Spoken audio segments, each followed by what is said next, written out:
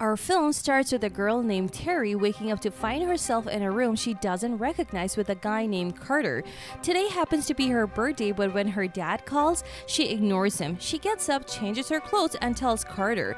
She then realizes she was drunk last night and doesn't remember anything, so she asks Carter not to say a word about what happened. However, a friend of his walks in, clearly aware of what happened. Terry walks away and meets a guy named Tim on her way, who scolds her for not replying to his messages, but she ignores him and moves forward, making a statement that she's busy and not interested. Later, she goes back to her dorm to freshen up, sneaking in to not be noticed, but Daniel spots her and starts mocking her. Then she rushes to get ready for university but is greeted by her friend Lori, who gives her a birthday cake with a candle. Terry blows out the candle and throws it away, telling Lori she doesn't eat sweets. After that, Terry heads to university, and once she enters the lecture, she looks at her professor and we notice that they have a mutual attraction. Then there's a meeting with the girls, including one named Becky, who sits with them and shares her breakfast, but they tease and embarrass her. Suddenly, Becky bumps into Carter, causing the breakfast tray to spill on Terry.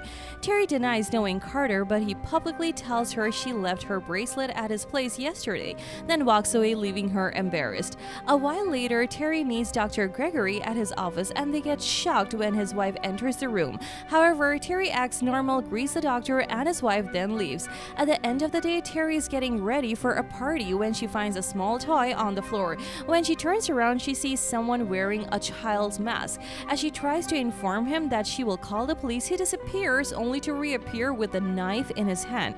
Terry tries to escape, but he catches her and kills her. She wakes up the next day to find herself again at Carter's place and the events repeat themselves. She's confused by what's happening to her.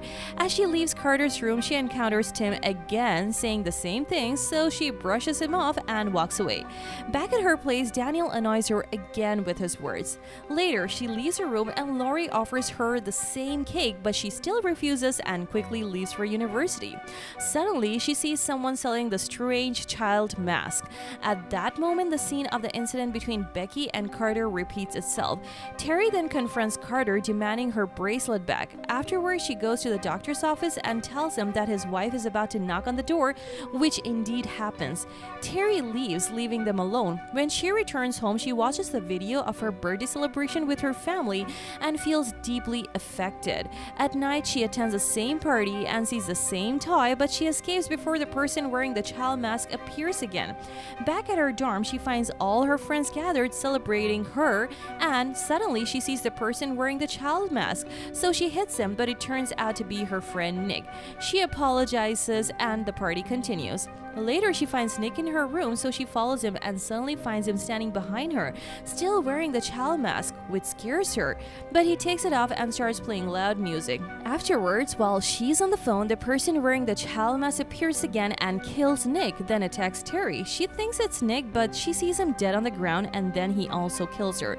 The next day, she wakes up to the same events, talking to the same people with the same words and subjects, so she runs to Lori, telling her everything that has been happening to her. Lori finds it too hard to believe, so she tells her that she needs some rest because she must be exhausted and overwhelmed. Terry decides to lock herself up in her room to avoid anyone, but suddenly the guy with the mask reappears and kills her anyway.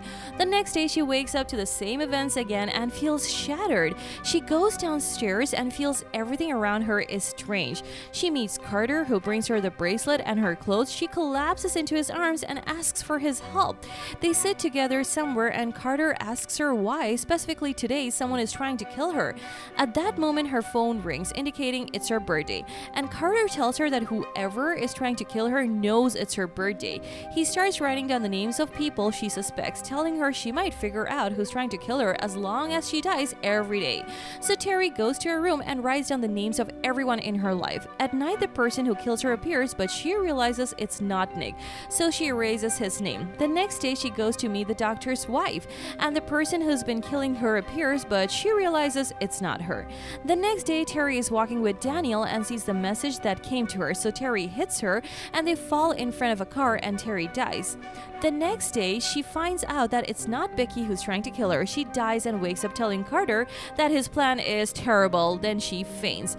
Carter takes her to the hospital. There she imagines that the person wearing the child mask is coming for her and she's very scared. But when she focuses, she realizes it's Carter checking on her and she realizes it's still her birthday today. Then the doctor comes and tells her she has a large and dangerous tumor. Terry tries to leave, but the doctor stops her and assures her he will treat her. Terry tells the doctor she's thirsty. When he goes to get her water, she quickly escapes before the person comes to kill her. Terry goes to the doctor's office to get his car keys and escape. There she finds the keys in the drawer and she also finds the child mask. She understands that the doctor is the one trying to kill her, but she sees the doctor looking for her and she sees the person wearing the child mask behind him and kills him. She tries to escape from him and goes to look for the doctor's car to drive away. She manages to escape from the killer and feels very relieved that she escaped from him. On the way, the police stop her because she's driving fast and without a license. Terry tries to explain to the officer that someone is trying to kill her, but the officer doesn't believe her and accuses her of being drunk.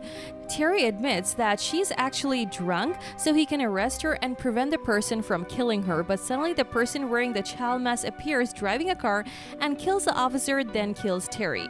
Terry wakes up from sleep and gets up to get headache medicine. Carter is surprised that she knows where it is. He doesn't believe her until she tells him what's about to happen now, so he believes her and then they sit together. When her phone rings, Carter is surprised why she doesn't answer her dad. She tells him they don't love each other, that her mom died 3 years ago and that she was closer to her. She also tells him that she feels she deserves what's happening to her. Carter tells her she can change herself and fix her relationships with people. Then she sees in the news that there is a killer in the university hospital where she was, named Tom's. So she remembers the officer in the hospital and rushes to save him. She goes to the hospital and asks the receptionist to call the police quickly. She then goes to see the officer, but she finds him dead. Suddenly, she sees the person wearing the child mask taking it off and she realizes it's Tom's. At that moment, Carter arrives and tries to defend Terry, but Tom's kills him. Terry tries to shoot Tom's with the gun, but it's empty. She tries to escape from him and hits him with a vase, but she leaves him alive and goes to hang herself to wake up the next day and fix her life as Carter suggested. She wakes up instead and she thanks Carter for saving her life. She leaves and treats people nicely, apologizing to Tim for not responding to his messages and advising him to find someone else. Then she greets the girl who used to ignore her, apologizes to Laurie for being mean to her, and asks her to start a new chapter together as friends. After that, Terry goes to the university and asks the doctor to talk together during the lecture. She tells him they need to end their relationship because it was wrong from the start and his wife loves him very much. Later, during a meeting when people mock Becky, Terry pours her chocolate shake on the headmistress. Then Carter arrives and Terry admits she likes him and wants to go out on a date with him later at night.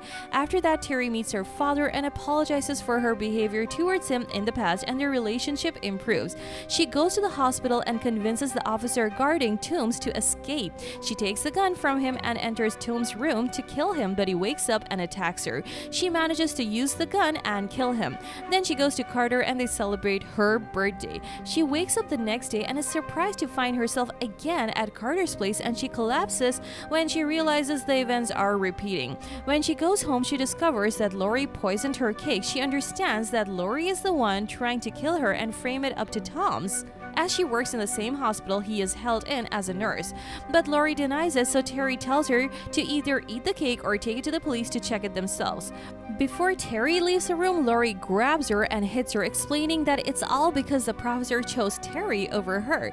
They fight until Terry forces her to swallow a piece of the poison cake and throws her out of the window. Then Terry goes and sits with Carter and they talk together. The next day, Terry wakes up, but she realizes it's the day after, and she's finally free from the nightmare of repeating the day. And that's it. If you like this recap, hit like, share, and subscribe to our channel to keep seeing content like this one. If you have any requests or thoughts, drop them below in the comment section, and we will see you at the next one. Peace out.